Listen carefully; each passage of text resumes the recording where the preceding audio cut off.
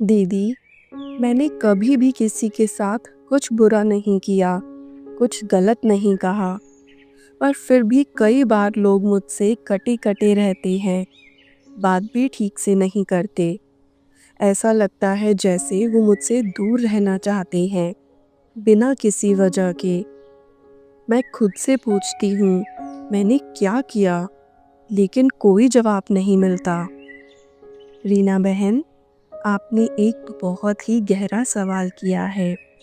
हम सब यही सोचते हैं कि जब हम किसी को कुछ बुरा नहीं कहते, तो हमें ऐसा व्यवहार क्यों मिलता है? पर क्या आपने कभी ये सोचा है कि हमने भले ही उन्हें कुछ कहा नहीं हो, पर हमने उनके बारे में क्या सोचा है? क्या मतलब दीदी? जो मैंने मन में सोचा, वो भी असर करता है? जी बहन, शब्द तो बहुत बाद में आते हैं। हमारे विचार, हमारी भावनाएं और ऊर्जा, यही असली संवाद है।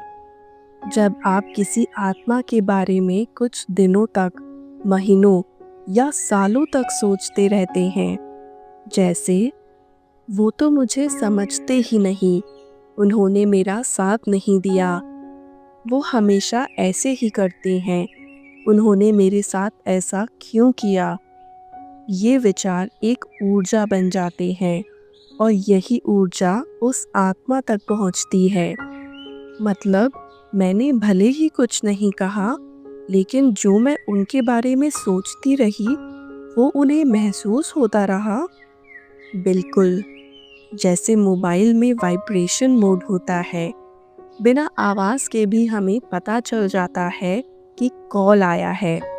बिल्कुल वैसे ही आत्मा भी दूसरी आत्मा की ऊर्जा को महसूस करती है, चाहे शब्द बोले जाएं या नहीं। मैं आपको एक सच्ची कहानी सुनाती हूँ रीना बहन। एक बार एक माताजी रोज मुरली सुनने आती थी, बहुत ही सीधी साधी, लेकिन मन में बहुत पीड़ा लेकर। उन्होंने बताया कि उनका बेटा उनसे बात नहीं करता, बिना वजह ही गुस्सा करता है और दूर दूर रहता है। मैंने उनसे बस इतना पूछा, आपने कितने सालों तक अपने मन में उसके लिए नकारात्मक विचार रखे हैं? वो चौंक गईं, बोली, मैंने कभी कुछ गलत नहीं किया, बस मन में सोचती थी कि मेरा बेटा मुझे समझता नहीं है, ये मेरी परवाह नहीं करता, ये शायद बिगड़ गया है। वो माँ है, उन्होंने शब्दों से नहीं, बल्कि अपने विचारों से ही रोज अपने बेटे के ऊपर नकारात्मक ऊर्जा डाली है। वो भले समझ न पाए, लेकिन उसकी आत्मा ने सब कुछ महसूस किया है। फिर हमने उन्हें एक अभ्यास कराया, रोज रात को 5 मिनट अपने बेटे की आत्मा को शुद्ध और स्नेहपूर्ण सोच भेजना। तुम एक सुंदर आत्मा हो, मैं तुम्हें माफ करती हूँ, मैं तुमसे बहुत प्रेम करती हूँ, मैं तुम पर विश्वास करती हूँ। 5 दिन में वो बेटा उनके पास आकर बोला, माँ, मुझे नहीं पता क्यों, लेकिन अब आपके पास बैठने में अच्छा लगता है। रीना बहन, उस माँ ने शब्दों में कुछ भी नहीं कहा था, बस अपने विचारों की ऊर्जा बदली थी और वही ऊर्जा उनके रिश्ते को धीरे धीरे जोड़ने लगी। दीदी, इसका मतलब रिश्ता तो मैंने ही धीमे धीमे तोड़ा है, अपनी सोच के माध्यम से। तोड़ा नहीं बहन, बस उस पर धूल जम गई है। लेकिन अच्छी बात ये है कि जैसे धूल साफ हो सकती है, वैसे ही ऊर्जा भी शुद्ध की जा सकती है। अब आप उस आत्मा के लिए रोज कुछ पल शुद्ध और शुभ विचार भेजिए। हर दिन सुबह या रात को, जब भी मन शांत हो, आंखें बंद करके उस आत्मा को याद कीजिए।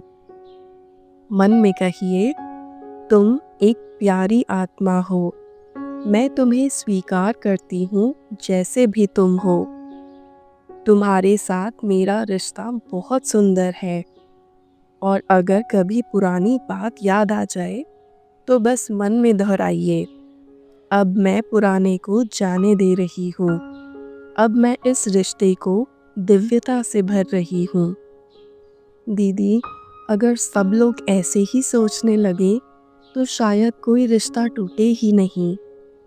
रिश्ते शब्दों से नहीं, ऊर्जा से बनते हैं बहन। जब हम किसी को शुभ सोच भेजते हैं तब सामने वाला बदलने लगता है, बिना कहे, बिना समझाए। अब मैं समझ गई, असली संवाद शब्दों से नहीं, संवेदनाओं और ऊर्जा से होता है।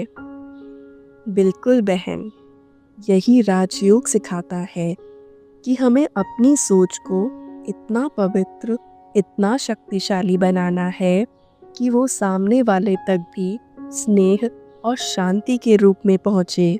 ओम शांति।